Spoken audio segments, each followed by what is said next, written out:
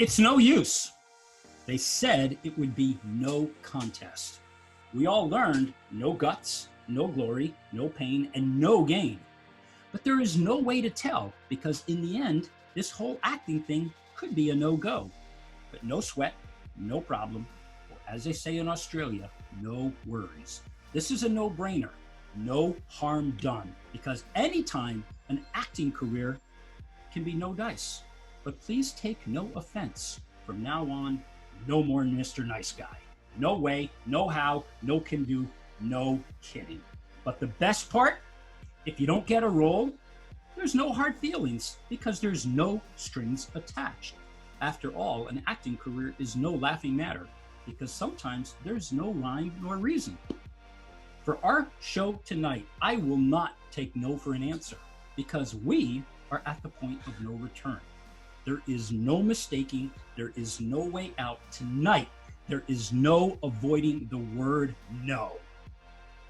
How can one word with just 2 letters keep so much from getting done?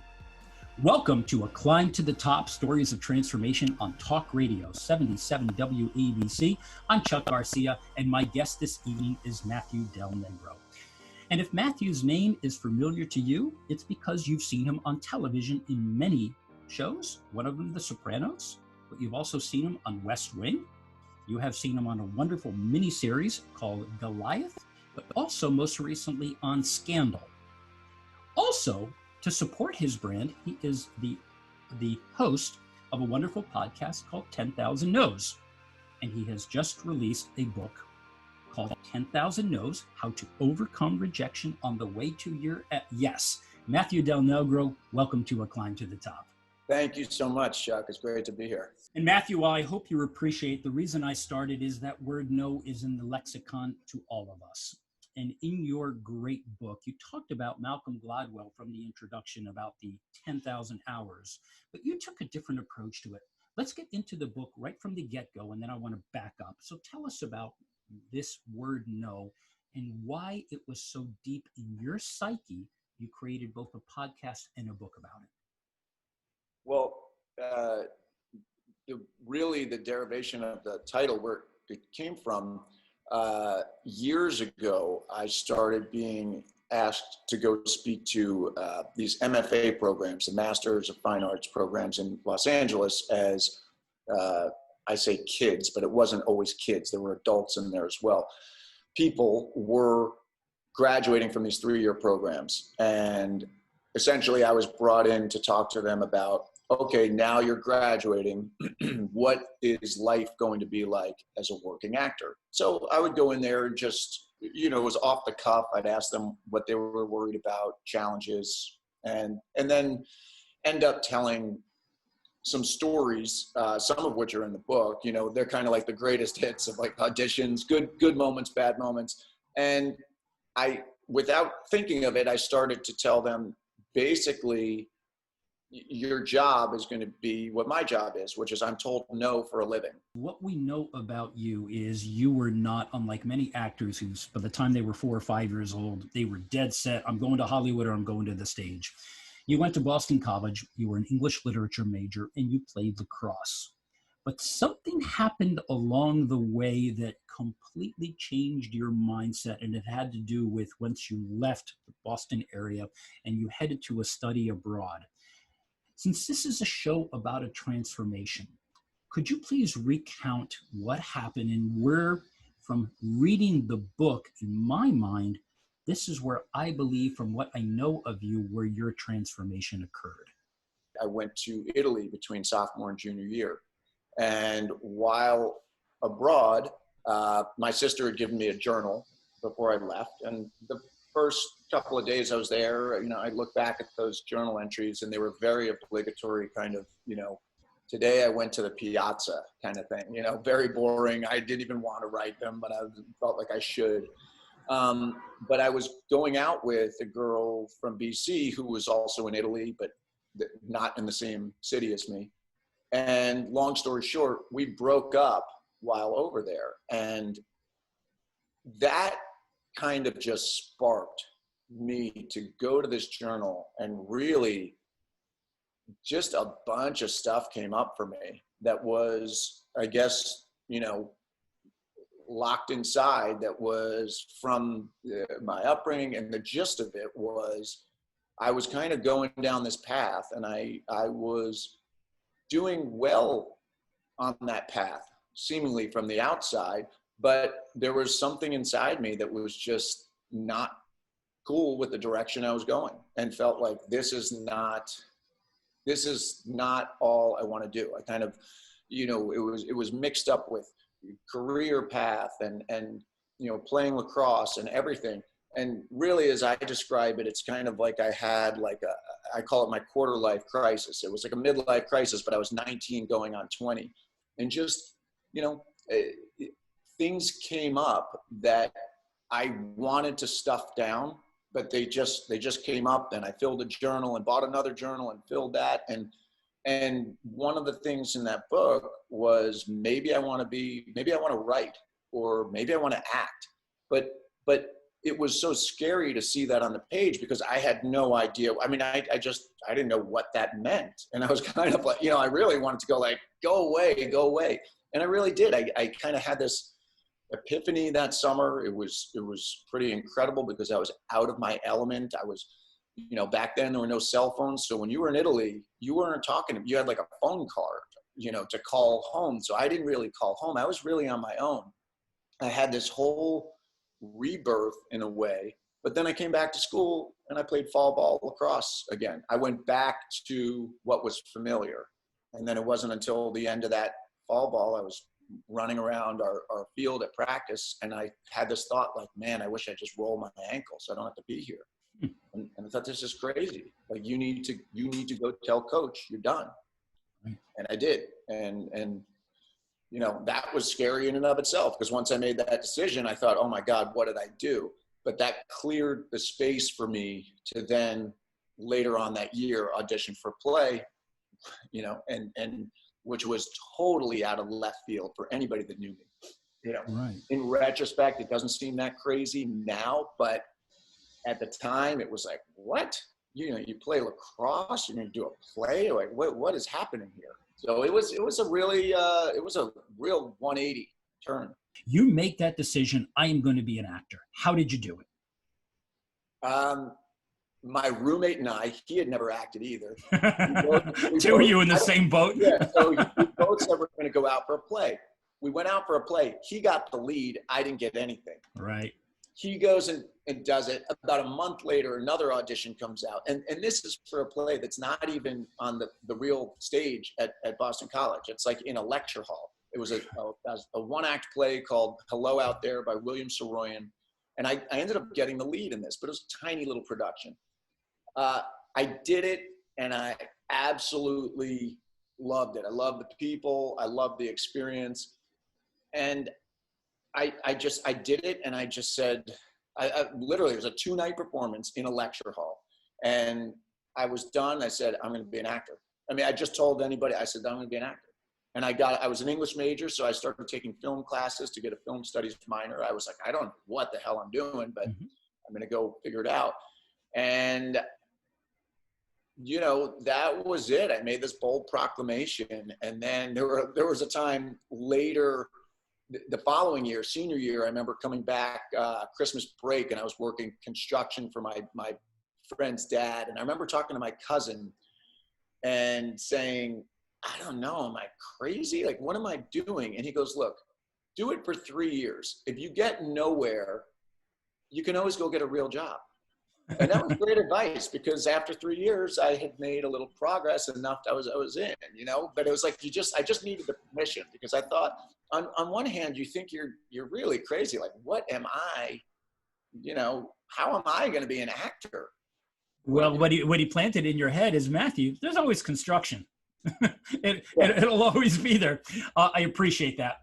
But now I take it the word no began to pile up quickly. Your roommate got the one role, you got a no, and you got another no. When did the no's begin? Right from there? I mean, the no's began way before there. I'm just thinking about girls and Right. I mean, Right. really, Yeah. That goes way back. We don't think of it that way. you chasing, chasing girls that I like, that they weren't intimate, so, Right. sports. I mean, I was never as strong or as fast as I wanted to be. I was never as good. So the no's are really, I think, intrinsic to just a part of life, whether it's an actual no or it's just a challenge. Everything felt like overcoming challenges. Now it's literally no's, I guess, once you start to be an actor. But I don't know, I think it's for all of us who just like, you just get knocked down all the time and you got to get back. If you've done, anybody who's listening who's accomplished anything, big or small, has overcome challenges. That's just the way it is. Nobody just gets it for free. You're listening to A Climb to the Top, Stories of Transformation on Talk Radio 77 WABC. I'm Chuck Garcia. My host this evening is Matthew Del Negro. For those of you who want to hear the full episode, like many of you who listen in, we are going to go until the end of the ABC episode that will end at 9:30. However, for the full episode where we're going to discuss Matthew's book in greater detail, we are going to go to the YouTube channel. So feel free to move to there after you are listening on ABC. Matthew, you wound your way like a good mountaineer, climbing, zigging and zagging, nose all along the way until you landed yourself on a wonderful show called The Sopranos. Your orientation into The Sopranos was not exactly based on your book, A Straight Line, but ultimately you found your way there. What did you learn about yourself at that point in your acting career? Like, oh my God, I am on this wonderful show, but I know there's a no and a but in there. Help us understand what that was like, feeling the top of the mountain, or was it? Well, I clearly remember my first day on set there. It was intimidating. That was arguably one of the greatest shows, if not the greatest show in television history. What I learned was, by then I had been training for, that was about 7 years before I landed that.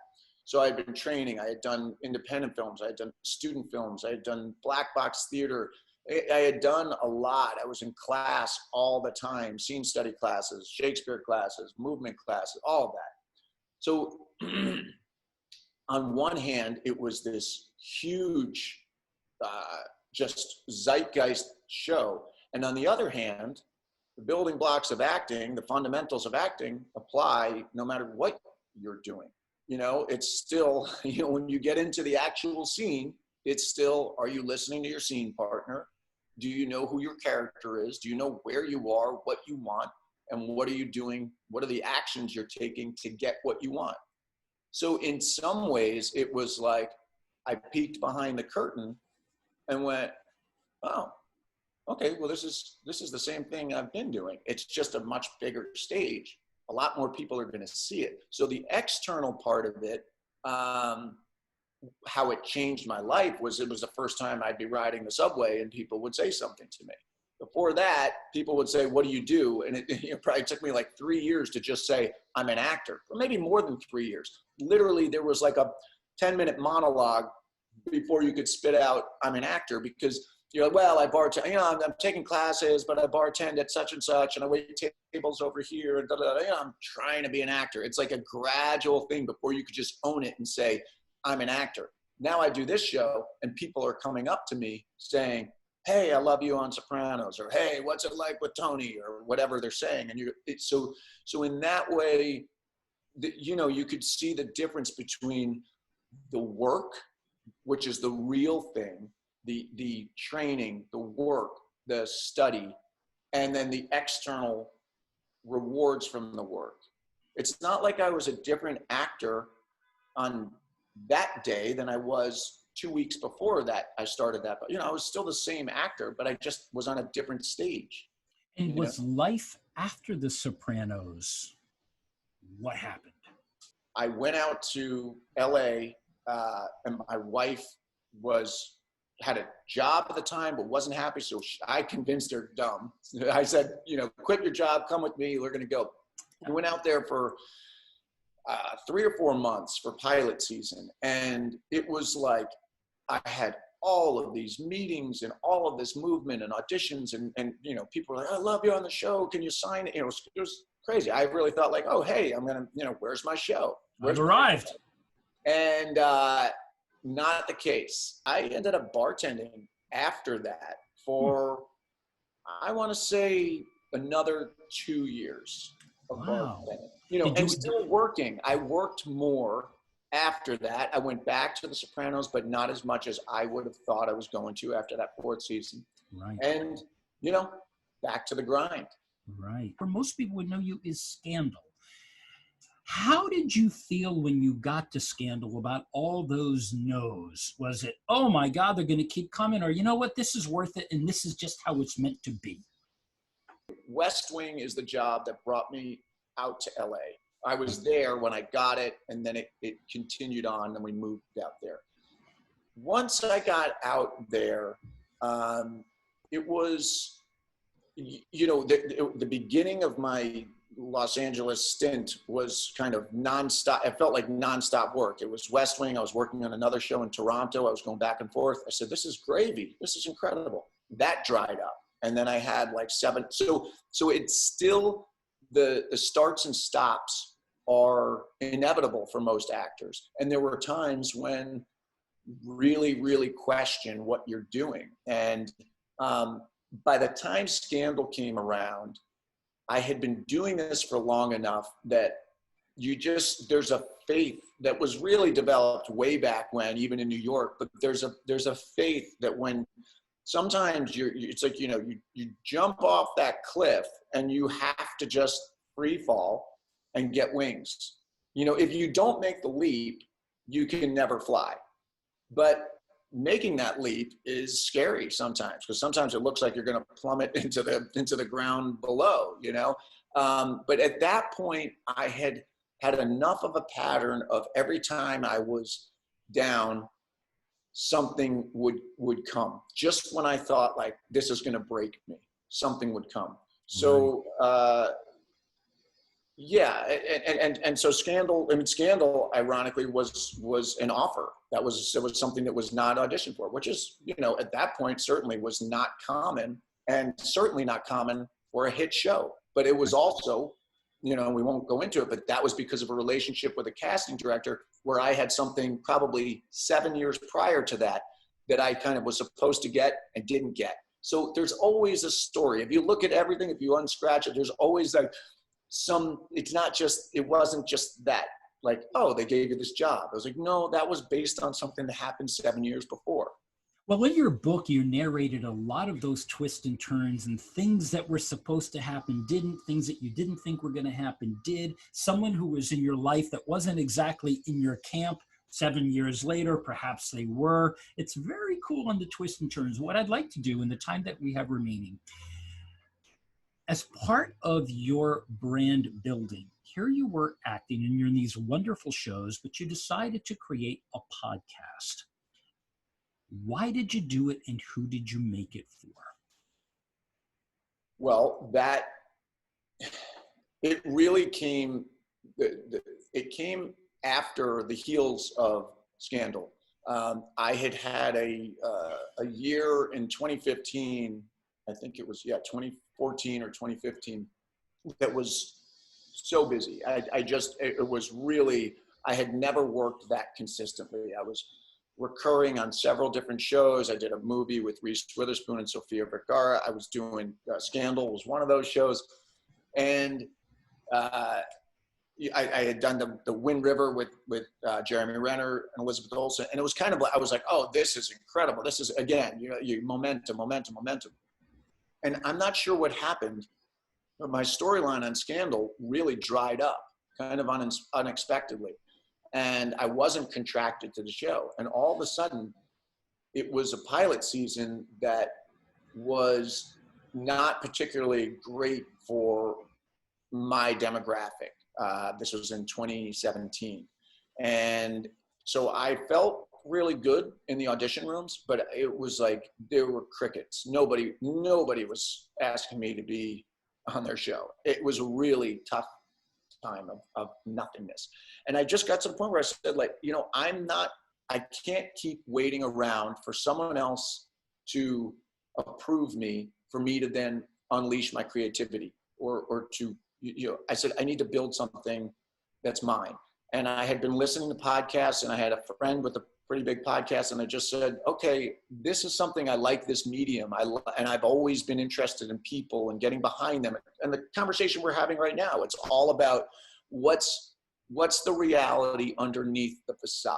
Right. And so that's what I noodled on it for a long time. And then I just finally pulled the trigger right around the time actually that I got Goliath. Like I had come to the end of this really dry period, and then Goliath came, and that was coincided with, I had been leading up to preparing the podcast. I pulled the trigger, I did it. And it was for anybody out there who was feeling stuck like I was, feeling frustrated, feeling like they couldn't get to where they were going, feeling like they were beaten down. And it was for me. Honestly, it was for them, and it was for me.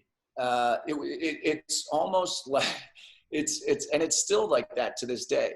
I'm trying to help other people, but in the process, I'm really helping myself. It's all the things that I'm wondering, you know, talking to all of these high achievers and going, how did you do it? How did you get through it? I know you had a tough time. What did you do? And then I would just steal from them. I would steal techniques and mindsets and all that. And it's really helped. I mean, my career has been on a really nice uptick since starting the podcast. And I don't think it's a coincidence. Talk about how you took that podcast and believing in yourself and what led to the book. And let's finish off with telling the listeners about the book. Okay. Yeah. Well, one of the things I really believe and talk about a lot on the podcast is if you do the work, you know, not because you're looking for reward, but do the work because you really believe in it, eventually people come out of the woodwork and help you out. But you got to really know when you look in the mirror that you're not doing it for that reason. You're doing it because you really care. Right. And sometimes when that's actually happening for me, it's easier to believe that. There are some times when it feels like nobody's listening, and I go, is that just something I tell myself to make myself feel better? But usually it comes around, and that's what happened with the book. I had a guy, ironically, this traces back to Boston College, a guy that I played with at BC, I guess was listening to the podcast. He's in finance, lives in San Francisco, and he emailed me and said, I love the podcast. You should meet this guy, John Gordon. He played lacrosse at Cornell and with a guy that I work with. So I said, okay, we were put together. We met, we hit it off. Long story short, like months after the interview, he said his daughter was considering being an actor. Would I sit down with her? I did. I had coffee with her. I gave her the good, the bad, the ugly of what it's like to be an actor. And a week or two later, I had this ebook that I had written based on a speech I had given. And as I looked at it, I said, hey, I just like emailed it to him. I said, hey, John, this is actually, your daughter may like this is kind of the stuff that I told her, but she wants it. And literally that's it. He texts me back the next day and says, I love this. Move this, change this, and send this to my publisher. And I was like, what? 2 months later, I'm sitting down with this publisher in Hoboken, New Jersey. 2 months after that, I had a contract signed. And then shortly after that, I wrote the book. And but again, seems like, oh, that was so easy for you. How are you writing 10,000 no's? You just got a publishing deal. But I looked back recently in my computer, and I have a document from like 2013 that was a book that I was like going, oh, I could do these lessons that I've learned. And I said, possible titles. One of the titles was 10,000 no's. So the seeds were in there, even though I kind of forgot about them. And then I did the work, and then this came about. And again, it seems like, oh, well, that was easy. In this particular instance, yeah, the book happened very quickly. But it didn't really. It's been being written since college, I guess. A few things I want to cover. Where can they find you? The book was released on October 27th. Where can they find the book? probably the easiest way is go to 10,000nos.com, which is 10000nos.com. And there's, it's very clear there, or MatthewDelNegro.com. And it's also very clear there. There's an Amazon author page, but I don't know the name of the link is confusing. So just go to one of those sites and you'll get it. And Matthew, to leave our audience with, and let me communicate to everyone listening, we are going to close on ABC in just a couple of minutes, but we are going to keep the entire episode available on my YouTube channel. You can also go to chuckgarcia.com and grab it on demand, or to Spotify, or even on the C-Suite network. Matthew's full episode will be available there. Matthew, what do you want our listeners, who will come from all walks of life and tune in because these are stories of transformation, what do you want them to think, feel, and do about all the possibilities that are ahead of them? That's a great question. I guess I want them to think that just because something is happening right now, just because the external world is maybe not accepting whatever idea or business or wish or that you have right now, it doesn't mean it's going to stay that way forever. Things change. What I want them to feel, I guess, some kind of faith and confidence in themselves that if they are really doing the things that need to be done, there's, people are watching everything you do in a way, so how you conduct yourself when you think no one's watching is that ends up being rewarded or not, depending on what you're doing. So I guess it's like you kind of like work humbly and just keep doing what needs to be done. And then in terms of actions, I guess it's, maybe that's to do. That would be what it is, work honestly and humbly toward whatever it is that you really care about. Not what someone else cares or wants you to do, but what do you want?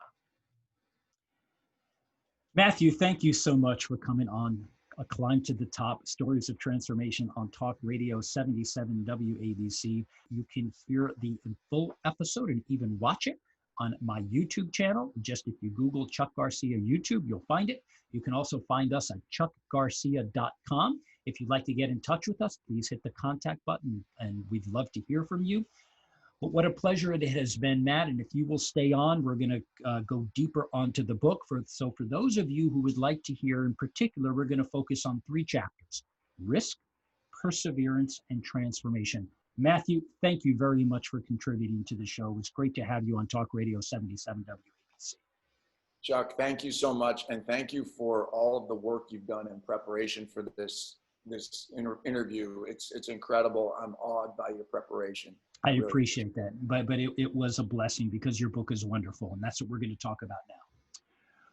We are with Matthew Del Negro. We are in part 2 of A Climb to the Top, Stories of Transformation. It is a pleasure having him. In particular, what we were talking about is Matthew just released his book called 10,000 No's, How to Overcome Rejection on the Way to Your Yes. Let me state to our audience, I loved this book. Now, as a transformation guy myself, it's the theme of my show. It was the theme of my book called A Climb to the Top. It's all about climbing that mountain, taking a step at a time, recognizing it's never as easy as you think, but by the time you get there and you get home, it is wonderful. And that's how I felt about this book. It wasn't just for actors. It transferred across any career. There were 16 chapters, and every one of them was lovely in that it showed Matthew's vulnerability, but also his honesty and his will to help us to be inspired by his story. There were 3 particular chapters that I think spoke to me the most. And I want to begin one of them with the quote: "If you want to take the island, you need to burn the boats." Matthew, you used a wonderful description of Cortez coming over to the New World, and they decided, we're not going back to Spain. So what did they do? They burned the boats. I said, you need to commit. Sorry. We lost a little bit of the internet connection. Matthew, can you give me a check? Still with me? Shoot. Okay, give me a 1, 2, 3. Yeah, Looks like we're back. Give me a 1, 2, 3. 1, 2, 3. Okay, one more time. Give me 1, 2, 3. Give me a DEF. DEF. Okay, we're going to begin this again. I don't know what happened. Whatever, it's the internet. In this wonderful book, there were 3 chapters that I felt really spoke to me, and they were risk, perseverance, and transformation. And he started the chapter called Risk was, if you want to take the island, you need to burn the boats. Matthew, that was a really interesting approach to how you took risk. Why did you start it that way, and what did you mean? Well, it was all about commitment. You know, I spoke to you a few minutes ago about if you want to fly, you need to jump off the cliff. You know, you can't be in half out when it comes to a endeavor that's going to require all of you. You need to be willing to fall on your face in order to attain some goals. There was, I want to infuse risk chapter with something from an earlier chapter where you talked about 2 different things. You talked about mindset, the approach to how you're going to take this risk. But you also talked about skill set in the context of instincts, that sometimes it's better if you stop preparing for something and in the moment, let what you were trained to do be your guidepost. Can you talk about the intersection of how to develop the approach of the mindset and how to let your instincts sometimes do the work for you? Yeah, I think it goes, I think the danger is if you just think, oh, I can rely on my instincts, then you're going to have, in many cases, it may be hit or miss. I think if you combine incredible preparation and training with your instincts, then you're going to hit the target more consistently. And you kind of don't, in my opinion, don't want to have one without the other, because you could be completely prepared, but if you stick to your preparation, I mean, you know, the greatest acting teachers will say, you need to do all of the background work. You need to do all of the, there is endless amounts of work that you can do to prepare for a role. But they all agree, when you get to set, you know, when they call action, or if you're doing a play, when you get on the stage, you have to drop the preparation and be alive and listening to what is happening in the moment and react off of your scene partner. And that is instinctual, but it's backed up by the preparation. The structure and the preparation allows for real freedom in the moment. But I also like the way you paralleled actors and athletes. In fact, in some cases, athletes on their transformation already develop this instinct and this skill set, and they become pretty good actors. I really love the approach that you took for that. But that led to another cool chapter, which started with keep them chopping, keep them chopping, keep them chopping. And that was the perseverance chapter. And I really appreciate that, because I felt that, just these little beats and beats and beats and beats, and keep trying. And what you stated is, you cannot choose what will happen to you, but you choose how to react to it. And then I kept back in my mind, chopping, chopping, chopping, the football coach. Talk about that chapter and how you approached it, because I love this chapter. Yeah, that was Coach John Hurley, my freshman football coach, who I love, and I've actually been back in touch with, and I'm so psyched that you pulled that quote out. I love it. Yeah, that was his.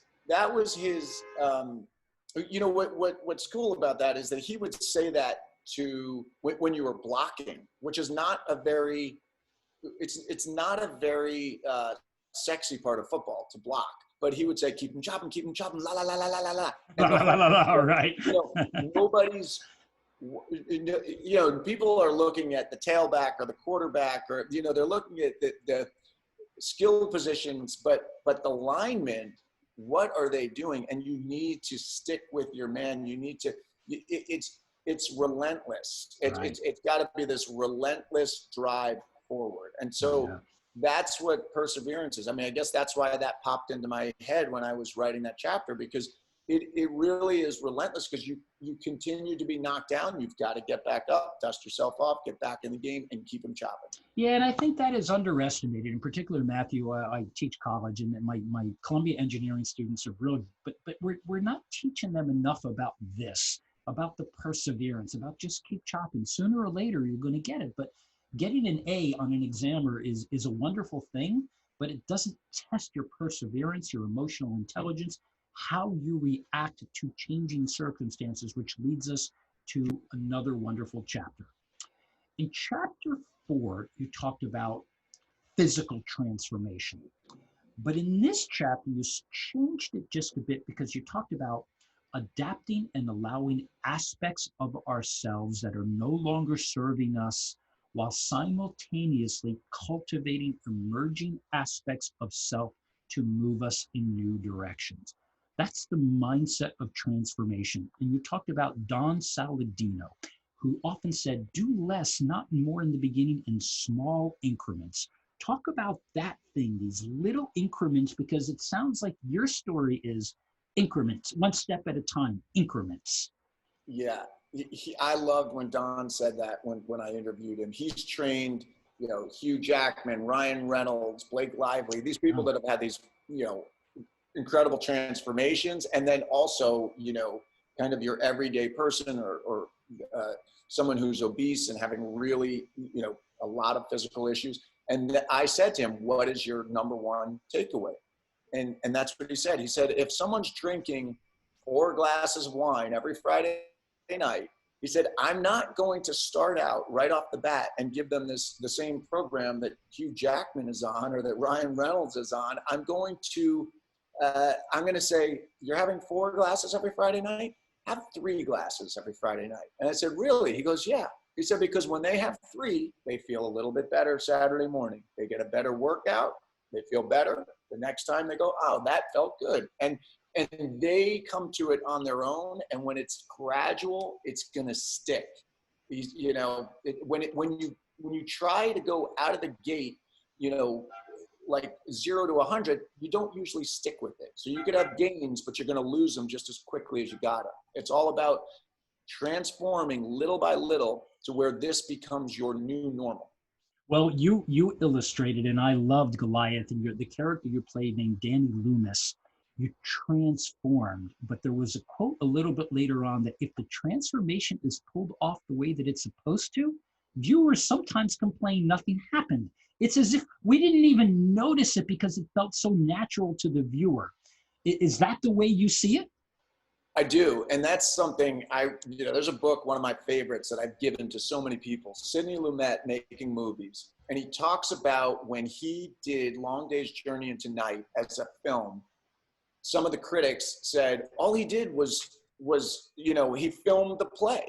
Like he didn't do anything as a filmmaker. But when he goes into what he did and what they did with makeup and lighting and camera angles from act 1 to the end of the play, it's incredible. The minute, just tweaking of perspective. And he said, if you look at the first frame of that movie and the last frame of that movie, you're going to see this huge transformation. But they did it so deftly that a lot of critics didn't even see it. Yeah, isn't that an interesting one? And I want to finish up with your friend Chris Messina. And Chris was on a set, or you were on the set, and there was a phone call between the two of you. And Chris said, this is rarefied air. And when I first read that, I said, what the hell does that mean? And I kept on, I want to leave our audience with that because I thought it was such a powerful thing when I began to understand what you and or Chris meant by that. Explain that in the context of transformation.